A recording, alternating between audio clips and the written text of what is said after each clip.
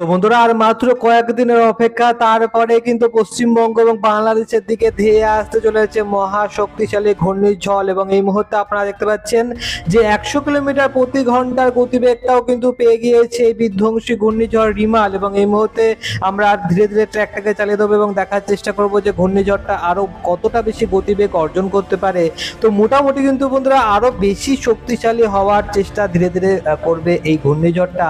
তো আমরা দেখবো আজকের এই ভিডিওতে যে পশ্চিমবঙ্গের কোন কোন জেলার ক্ষেত্রে ঝড় উঠতে পারে, বাংলাদেশের কোন কোন জেলার ক্ষেত্রে ঝড় ওঠার সম্ভাবনা রয়েছে, এবং এই মুহূর্তে আবারও ফের কিন্তু বড়সড় অভিমুখের রূপ বদল ঘটিয়ে এটা কোন দিকে, বাংলার কোন দিকে আছড়ে পড়তে পারে, কবে আছড়ে পড়তে পারে, সম্পূর্ণ গোটা বিষয়টা জানতে হলে অবশ্যই ভিডিওটা আপনি শুরু থেকে শেষ পর্যন্ত একবারও স্কিপ না করে দেখতে থাকবেন।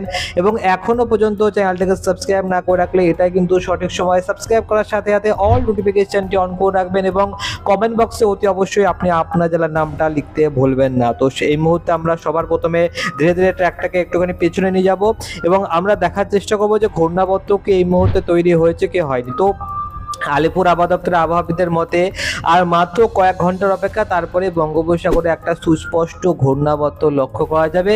এবং এই ঘূর্ণাবর্তটা প্রথমে ধীরে ধীরে শক্তিশালী নিম্নচাপে পরিণত হবে, তারপরে গভীর শক্তিশালী নিম্নচাপে পরিণত হবে এবং তারপরেই ধীরে ধীরে কিন্তু ঘূর্ণাবর্তটা ঘূর্ণিঝড়ে পরিণত হওয়া শুরু করে দেবে। এবং মোটামুটি কিন্তু একটা বিধ্বংসী গতিবেগ লক্ষ্য করা যাচ্ছে।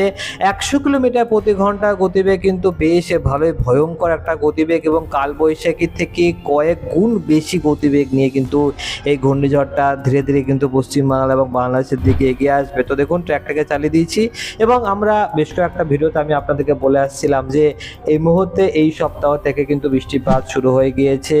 আপাতত হবে এই সপ্তাহটা কিন্তু বেশ ভালোই আবহাওয়া হতে চলেছে। অল্প স্বল্প হালকা থেকে মাঝারি বৃষ্টিপাত এই মুহূর্তে লক্ষ্য করা যাবে। তবে যেদিনকে ঘূর্ণিঝড়টা আসবে সেই দিনগুলোর ক্ষেত্রে কিন্তু ভয়ঙ্কর ভারী থেকে মারাত্মক অতি ভারী বৃষ্টিপাতের সম্ভাবনা কিন্তু লক্ষ্য করা যাবে দক্ষিণবঙ্গের একাধিক প্রান্তে এবং বাংলাদেশের ক্ষেত্রেও কিন্তু ব্যাপক আকারে ঝড় এবং ভারী থেকে অতি ভারী বৃষ্টিপাতের সম্ভাবনা থাকবে। এবং যেটা আপনারা দেখতে পাচ্ছেন যে বৃহস্পতিবার দিনের ক্ষেত্রে আন্দামান নিকোবর দ্বীপপুঞ্জ, পোর্ট ব্লেয়ার এই সমস্ত এলাকার ক্ষেত্রে কিন্তু ভয়ঙ্কর ঝড় উঠবে, যেখানে প্রায় 65-66 কিলোমিটার প্রতি ঘন্টা গতিবেগ লক্ষ্য করা যাচ্ছে। এই মুহূর্তে আমরা ধীরে ধীরে ট্র্যাকটাকে চালিয়ে দিচ্ছি। আপনারা দেখতে পাচ্ছেন ঘূর্ণাবর্তটা কিন্তু স্পষ্ট ভালো করে বোঝা যাচ্ছে। আমরা দুটো মডেলই দেখবো, একটা হচ্ছে ECMWF যেটা আমরা এই মুহূর্তে দেখছি এবং অন্য একটা মডেল হচ্ছে GFS অর্থাৎ গ্লোবাল ফোরকাস্ট সিস্টেম মডেল। তো এই দুটো মডেলের মধ্যে কি লক্ষ্য করা যাচ্ছে, কোথায় কোথায় ভারী বৃষ্টিপাতের সম্ভাবনা রয়েছে, সেই সমস্ত প্রশ্নের উত্তর কিন্তু আমরা আজকের এই ভিডিওতে দিয়ে দেওয়ার চেষ্টা করব। তো দেখুন আমরা ধীরে ধীরে ট্র্যাকটাকে চালিয়ে দিয়েছি। মোটামুটিভাবে ট্র্যাকটাকে চালিয়ে দেওয়ার সাথে সাথে আপনারা যারা দেখতে পাচ্ছেন যে এখানটা কিন্তু আমরা এখানে স্পষ্টভাবে দেখতে পাচ্ছি যে 80 কিলোমিটার প্রতি ঘন্টা গতিবেগ থাকার সম্ভাবনা রয়েছে। এখানটায় ব্যাপক গতিবেগ রয়েছে, 83 কিলোমিটার প্রতি ঘন্টা গতিবেগ রয়েছে। ভয়ঙ্কর গতিবেগ নিয়ে ধীরে ধীরে কিন্তু ঘূর্ণাবর্তটা বাংলাদেশের দিকে এগিয়ে আসার চেষ্টা করছে। আপনারা এই মুহূর্তে লাইভ আপডেটের মাধ্যমে দেখতে পাচ্ছেন যে এটা সরাসরি অভিমুখে রূপ বদল ঘটিয়ে নিয়েছে, ঘটানোর পর এটা বাংলাদেশের দিকে এগিয়ে আসছে। আপনারা দেখতে পাচ্ছেন নিজের চোখে যে গতিবেগটাও সামান্য একটুখানি বেড়ে গেল। 93 কিলোমিটার প্রতি ঘন্টা থেকে 100 কিলোমিটার, 103, 104 কিলোমিটার প্রতি ঘন্টা গতিবেগ এই মুহূর্তে আমরা দেখতে পাচ্ছি। এবং আমরা দেখতে পাচ্ছি ধীরে ধীরে কিন্তু ল্যান্ডফল প্রক্রিয়াটা রবিবার 26 তারিখের দিন থেকে কিন্তু শুরু হয়ে যাবে। তো যেহেতু এটা অভিমুখের রূপবদল ঘটিয়ে এই মুহূর্তে বাংলাদেশের দিকে আছড়ে পড়ছে দেখতে পাচ্ছি, যার কারণে কিন্তু বাংলাদেশের ক্ষেত্রেই গতিবেগটা অনেকটা বেশি লক্ষ্য করা যাবে। যেখানে চিটাগং, ফটিকছড়ি, খগড়াছড়ি সমস্ত এলাকা থেকে সেনবাগের দিকগুলোর ক্ষেত্রে কিন্তু একাধিক এলাকাতে ভয়ঙ্কর ঝড় ওঠার সম্ভাবনা রয়েছে। মতিরহাট, ফরিদগঞ্জ, কুমিল্লার দিকগুলোর ক্ষেত্রে, ঢাকার দিকগুলোর ক্ষেত্রে ভয়ঙ্কর ঝড় উঠবে। ময়মনসিংহ, সিলেটের ক্ষেত্রেও ঝড় উঠবে এবং পশ্চিমবঙ্গের ক্ষেত্রেও কিন্তু ঝড় এবং ভারী থেকে অতি ভারী বৃষ্টিপাতের সম্ভাবনা থাকবে। ট্র্যাকটাকে আমরা চালিয়ে দেবো এবং আপনাদেরকে দেখাবো যে পশ্চিমবঙ্গের ক্ষেত্রে কোন কোন জেলাতে ঝড় এবং ভারী থেকে অতি ভারী বৃষ্টিপাতের সম্ভাবনা রয়েছে। তো এই মুহূর্তে ট্র্যাকটাকে চালিয়ে দিচ্ছি এবং গোটা বাংলাদেশ জুড়ে কিন্তু তাণ্ডব লীলা চলছে। আপনারা দেখতে পাচ্ছেন ঢাকা, খুলনা, বরিশাল, কুমিল্লা সমস্ত জেলার ক্ষেত্রে কিন্তু তাণ্ডব লীলা চলছে। এবং কত কিলোমিটার প্রতি ঘন্টা গতিবেগ নিয়ে হচ্ছে, তো এটা কিন্তু কম গতিবেগ না, 70 কিলোমিটার প্রতি ঘন্টা গতিবেগ। রায়পুরের ক্ষেত্রেও 70 কিলোমিটার প্রতি ঘন্টা গতিবেগ রয়েছে। তো ভয়ঙ্কর গতিবেগ কিন্তু রয়েছে। ময়মনসিংহের ক্ষেত্রেও কিন্তু 70 কিলোমিটার প্রতি ঘন্টা গতিবেগ রয়েছে। রংপুরের ক্ষেত্রেও কিন্তু 66 কিলোমিটার প্রতি ঘন্টা গতিবেগ রয়েছে। মালদার ক্ষেত্রেও কিন্তু ব্যাপক গতিবেগ রয়েছে, 50 কিলোমিটার প্রতি ঘন্টা, 55 কিলোমিটার প্রতি ঘন্টা গতিবেগ রয়েছে। এবং যদি আমরা একটু জুম আউট করি তাহলে আপনারা দেখতে পাবেন যে আরও একাধিক জেলার ক্ষেত্রে কিন্তু লক্ষ্য করা যাবে। তবে পশ্চিমবঙ্গের ক্ষেত্রে কত কিলোমিটার প্রতি ঘন্টা গতিবেগ থাকবে সেটা ভালো করে বোঝার জন্য আমাদেরকে যেতে হবে বায়ুর দিক এবং গতিমোড, এবং পরবর্তী 10টা দিনে চলে আসবো। এই মুহূর্তে কিন্তু আপনারা দেখতে পাবেন যে পশ্চিমবঙ্গের ক্ষেত্রে কত কিলোমিটার প্রতি ঘন্টা গতিবেগ থাকবে। তো পশ্চিমবঙ্গের ক্ষেত্রে পুরুলিয়াতে 43, বাঁকুড়াতে 45, বর্ধমানে 40, নদিয়াতেও 40। ওভারঅল 40 থেকে 45 কিলোমিটার প্রতি ঘন্টা গতিবেগ পশ্চিমবঙ্গের ক্ষেত্রে লক্ষ্য করা যাবে। কিন্তু বাংলাদেশের ক্ষেত্রে লক্ষ্য করলে সেখানে কিন্তু 80 থেকে 86, 88, 90 কিলোমিটার প্রতি ঘন্টার গতিবেগ এই মুহূর্তে লক্ষ্য করা যাচ্ছে। তো এই মুহূর্তে আমরা যেটা দেখবো যে ম্যাক্সিমাম কত কিলোমিটার প্রতি ঘন্টা গতিবেগ হতে পারে। তো দেখুন এই এলাকাগুলোর ক্ষেত্রে, উপকূলবর্তী এলাকার ক্ষেত্রে কিন্তু গতিবেগটা প্রায় 97 কিলোমিটার প্রতি ঘন্টা পৌঁছে যাবে।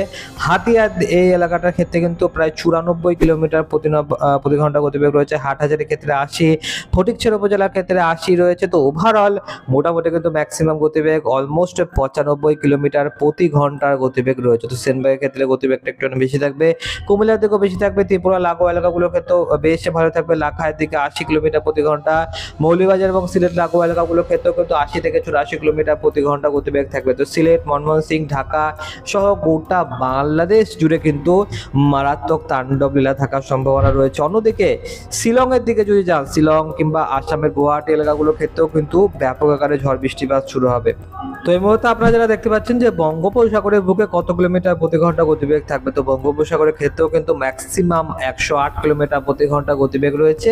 তো এখনো পর্যন্ত এটার গতিবেগ 100 কিলোমিটার প্রতি ঘন্টা থেকে কিন্তু বেশিই রয়েছে। তো আমরা এতক্ষণ দেখছিলাম ECMWF মডেলের ক্ষেত্রে, এবার আমরা চলে যাবো GFS অর্থাৎ গ্লোবাল ফোরকাস্ট সিস্টেম মডেলের মতে। তো দেখুন গ্লোবাল ফোরকাস্ট সিস্টেম মডেলের মতো কিন্তু এই মুহূর্তে বাংলাদেশের বুকেই আছড়ে পড়বে এমনটা দেখা যাচ্ছে। তবে এই মুহূর্তে যদি আমরা পশ্চিমবঙ্গের দিকটা দেখি, পশ্চিমবঙ্গের ক্ষেত্রে কিছু কিছু এলাকা থাকবে যেখানে গতিবেগটা সামান্য বেশি থাকবে। বিশেষ করে পশ্চিমবঙ্গের উপকূলবর্তী যে সমস্ত এলাকা রয়েছে সেখানটায় কিন্তু গতিবেগটা একটু বেশি হবে। যেমন বনগাঁ দিকটার ক্ষেত্রে 68 কিলোমিটার প্রতি ঘন্টা গতিবেগ রয়েছে। এটা হচ্ছে GFS অর্থাৎ গ্লোবাল ফোরকাস্ট সিস্টেম মডেলের মধ্যে কিন্তু এই মুহূর্তে আমরা এমনটাই দেখতে পাচ্ছি। মেহেরপুরের দিকগুলোর ক্ষেত্রে কিন্তু প্রায় 59 কিলোমিটার প্রতি ঘন্টা গতিবেগ রয়েছে। রাজশাহীর ক্ষেত্রেও কিন্তু তেমনই গতিবেগ রয়েছে। এবং যদি আমরা বাংলাদেশের দিকটায় যাই তো বাংলাদেশের ক্ষেত্রে কিন্তু এবারে গতিবেগটা একটু বেশি রয়েছে, যেখানে আমরা GFS মডেলের ক্ষেত্রে আমরা এই মুহূর্তে 120 কিলোমিটার প্রতি ঘন্টা গতিবেগ দেখতে পাচ্ছি। ECMWF মডেলের ক্ষেত্রে আমরা মোটামুটি স্থলভাগে মূল ভূখণ্ডে বাংলাদেশের সেখানটায় কিন্তু আমরা দেখতে পেয়েছিলাম যে অলমোস্ট 95 কিলোমিটার প্রতি ঘন্টা গতিবেগ আমরা দেখতে পেয়েছিলাম। কিন্তু সেই হাতিয়ার এলাকায় যদি আমরা যাই তো সেখানে কিন্তু আপনারা GFS মডেলের মতে 125 কিলোমিটার প্রতি ঘন্টা গতিবেগটা দেখতে পাবে। তো মোটামুটি কিন্তু আমরা স্পষ্টভাবে দেখতে পাচ্ছি যে হাতিয়া, ছারপাশান, লালমোহন এলাকা, বহুমুদ্দিন এই সমস্ত এলাকার ক্ষেত্রে, মতিরহাট, সেনবাগ লাগোয়া এলাকাগুলোর ক্ষেত্রে কিন্তু আমরা বেশ ভালো গতিবেগ দেখতে পাচ্ছি। কুমিল্লা, ঢাকা, খুলনা, বরিশাল, কালাপাড়া এই সমস্ত এলাকার ক্ষেত্রে কিন্তু গতিবেগটা বেশ ভালো মতনই থাকবে। চিটাগং, মহেশখালীর দিকগুলোর ক্ষেত্রেও কিন্তু ব্যাপক গতিবেগ থাকবে। মহেশখালী এলাকাগুলোর ক্ষেত্রে, চিটাগংয়ের দিকগুলোর ক্ষেত্রে, ঢাকার ক্ষেত্রেও কিন্তু 85 কিলোমিটার প্রতি ঘন্টা গতিবেগ থাকবে। খুলনার দিকেও তাই থাকবে। এবং পশ্চিমবঙ্গের দিকগুলো যদি কথা বলা হয় তো সেখানে কিন্তু কলকাতাতে আমরা ECMWF মডেলে কি দেখতে পেয়েছিলাম যে 40 থেকে 45 কিলোমিটার প্রতি ঘন্টা গতিবেগ দেখতে পেয়েছিলাম। কিন্তু GFS মডেলের মতে কিন্তু গতিবেগটা সামান্য একটুখানি বেড়ে গিয়ে 50 থেকে 55 কিলোমিটার প্রতি ঘন্টা গতিবেগ থাকবে। কোথাও কোথাও গতিবেগটা একটু সামান্য বেড়েও যেতে পারে, যেমন বিষ্ণুপুর লাগোয়া এলাকাগুলোর ক্ষেত্রে কিন্তু প্রায় 63 কিলোমিটার প্রতি ঘন্টা গতিবেগ রয়েছে। তো কিছু কিছু এলাকা দিয়ে কিন্তু গতিবেগটা থাকবে। কিন্তু ওভারঅল এই মুহূর্তে যেটা দেখা যাচ্ছে আপাততভাবে যে ঘূর্ণিঝড়ে কিন্তু বাঁক পরিবর্তন হয়ে গেছে, এবং বাঁক পরিবর্তন করে এটা না এই মুহূর্তে উড়িষ্যার দিকে আসতে পড়ছে, না সরাসরি পশ্চিমবাংলার দিকে আসতে পড়ছে। এইটা কিন্তু ঘূর্ণিঝড়টা বাঁক পরিবর্তন করে বাংলাদেশের দিকে চলে আসছে। তবে এখনো পর্যন্ত এটা 100% কনফার্মেশন না, কারণ বারবার কিন্তু এরকম রূপ বদল ঘটতে থাকে। কিন্তু যেটা আমি আপনাদেরকে আগে থেকেও বলে আসছিলাম যে এটা 3টে জায়গার মধ্যে আছড়ে পড়ার চান্স রয়েছে। একটা উড়িষ্যা, 2 বাংলা, পশ্চিম বাংলা, আর নাহলে 3 বাংলাদেশ। এই 3টের মধ্যে যে কোনো একটা জায়গায় আছড়ে পড়বে। এবং আমরা দেখতে পাচ্ছি যে 3টে জায়গাটার মধ্যে 3টে জায়গায় কিন্তু দেখাচ্ছে। 2 দিন আগে থেকে কিন্তু পশ্চিম বাংলায় দেখাচ্ছিল যে আছড়ে পড়বে, আজকে আবার সেটা পাল্টে গিয়ে বাংলাদেশের দিকে চলে গিয়েছে। তো এরকমটাই কিন্তু হয় যতদিন না ঘূর্ণিঝড়টা আছড়ে পড়ছে। সামনে রবিবার কিংবা সোমবার যতক্ষণ না আসছে ততক্ষণ পর্যন্ত কিন্তু আমাদের এরকমই হতে থাকবে। তো আজ মঙ্গলবার, তো ধীরে ধীরে কিন্তু আরো বেশি অ্যাকচুয়াল আমরা আপডেট পেতে থাকবো। তবে মূল যে বিষয়টা রয়েছে সেটা হচ্ছে বজ্রবিদ্যুৎ সহ বৃষ্টিপাত। তো আমরা দেখে নেবো যে আজকের দিনকের ক্ষেত্রে কি রকম হতে চলেছে। আজকের দিনকের ক্ষেত্রে কি বৃষ্টিপাতের সম্ভাবনা রয়েছে? তো দেখুন আমরা ধীরে ধীরে ট্র্যাকটাকে চালিয়ে দিচ্ছি, তবে তার আগে মডেলটাকে আমরা চেঞ্জ করে ECMWF মডেলটা নিয়ে আসবো।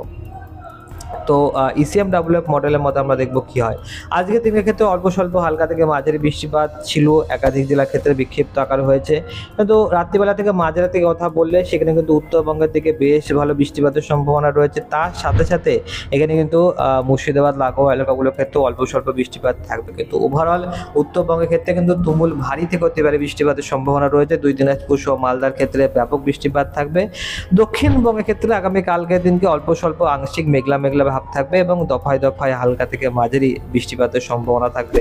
দুপুরবেলা থেকে বিকালবেলার দিকে দক্ষিণবঙ্গের সমস্ত জেলার ক্ষেত্রে কিন্তু মেঘলা আকাশ তৈরি হয়ে যাবে এবং হালকা বৃষ্টিপাতও শুরু হয়ে যাবে, যেখানে আমরা স্পষ্টভাবে দেখতে পাচ্ছি যে কাটোয়া যে সমস্ত এলাকা রয়েছে, কাটোয়া এলাকাগুলোর ক্ষেত্রে কিন্তু 7.5 মিলিমিটারের কাছাকাছি বৃষ্টিপাতের সম্ভাবনা রয়েছে। তো ওভারঅল হালকা থেকে মাঝারি বৃষ্টিপাত কিন্তু থাকবে। তো এই মুহূর্তে আমরা ধীরে ধীরে ট্র্যাকটাকে চালিয়ে দিয়েছি, দেখতে পাচ্ছেন অল্প স্বল্প হালকা থেকে মাঝারি বৃষ্টিপাত লক্ষ্য করা যাচ্ছে। এই এলাকাগুলোর ক্ষেত্রে খড়গপুর লাগোয়া এলাকাগুলোর ক্ষেত্রে বৃষ্টিপাতের সম্ভাবনা দেখা যাচ্ছে। তো ওভারঅল আমরা ধীরে ধীরে ট্র্যাকটাকে চালিয়ে দিয়েছি এবং আপনারা দেখতে পাচ্ছেন যে আগামী কালকের দিনকে ক্ষেত্রেও বৃষ্টিপাত হবে, তবে সেক্ষেত্রে শুধুমাত্র হালকা থেকে মাঝারি বৃষ্টিপাতেরই সম্ভাবনা রয়েছে। বৃষ্টিপাতের পরিমাণ মোড়ে চলে আসলাম, পরবর্তী 10টা দিনে চলে আসলাম এবং দেখতে পাচ্ছেন যে গতকালকের দিনকে ক্ষেত্রে যতখানি আমরা বৃষ্টিপাতের পরিমাণ দেখতে পেয়েছিলাম আজকে কিন্তু সেটা অনেকটা বিপরীত চিত্র লক্ষ্য করা যাচ্ছে। কিন্তু তবুও দেখুন এখানটায় ভয়ঙ্কর ভারী থেকে অতি ভারী বৃষ্টিপাতের সম্ভাবনা রয়েছে। ঘূর্ণিঝড় যে সমস্ত এলাকার ক্ষেত্রে ইম্প্যাক্ট ফেলবে সেখানে ব্যাপক বৃষ্টিপাত হবে এবং দেখুন এখানটায় মানে বর্ষাকালের মতন বৃষ্টিপাত বাংলাদেশের ক্ষেত্রে লক্ষ্য করা যাবে। 500 মিলিমিটার বৃষ্টিপাতের সম্ভাবনা রয়েছে, এমনটাই কিন্তু ঘটে। মানে বৃষ্টিপাতের ঝড়টা কিন্তু এই মুহূর্তে কম লক্ষ্য করা যাচ্ছে, কিন্তু মারাত্মক ভারী থেকে অতি ভারী বৃষ্টিপাত এই মুহূর্তে লক্ষ্য করা যাচ্ছে ঘূর্ণিঝড়ের প্রভাবে। তো দেখতে পাচ্ছেন আপনারা 600 মিলিমিটার, 700, 800 মিলিমিটার পৌঁছে গেল, 900, 1000 মিলিমিটার পৌঁছে গেল, মানে কিছুই বলার নেই। প্রায় কিন্তু 1200 মিলিমিটারের কাছাকাছি 1200 মিলিমিটারের কাছাকাছি কিন্তু আমরা ভয়ঙ্কর ভারী থেকে অতি ভারী বৃষ্টিপাত দেখতে পাচ্ছি। তবে দেখুন এই মুহূর্তে আপনারা অ্যাকচুয়াল ভেবে নেবেন না যে 1200 মিলিমিটার বৃষ্টিপাত এখানে হয়েই যাবে, কারণ বারবার ঘূর্ণিঝড়ের রূপ পরিবর্তন হচ্ছে, তাহলে সেক্ষেত্রে কিন্তু এই বৃষ্টিপাতের পরিমাণটাও পাল্টাবে। কিন্তু ওভারঅল আপনারা পশ্চিমবঙ্গ যদি বাসী হয়ে থাকেন তাহলে কিন্তু আপনারা বেশ ভালো মতন বৃষ্টিপাত এই মাসের কিন্তু শেষের দিকে আমরা বেশ ভালো মতন বৃষ্টিপাত দেখতে পাবো, এমনটা আমরা দেখতে পাচ্ছি। এবং মোটামুটি 1 জুন নাগাদ বর্ষার আগমনও ঘটে যাবে, তো সেক্ষেত্রে কিন্তু আরও বেশি একটা প্লাস পয়েন্ট হয়ে গেল। তো আপনার আজকের এই ভিডিওটা কেমন লাগলো অবশ্যই কমেন্ট বক্সে লিখতে ভুলবেন না। তার সাথে সাথে আপনি কোন জেলা থেকে আমাদের এই ভিডিওটা দেখছেন অবশ্যই কমেন্ট বক্সে লিখতে ভুলবেন না। আপনাকে অসংখ্য অসংখ্য ধন্যবাদ ভিডিওটা শুরু থেকে শেষ পর্যন্ত দেখার জন্য।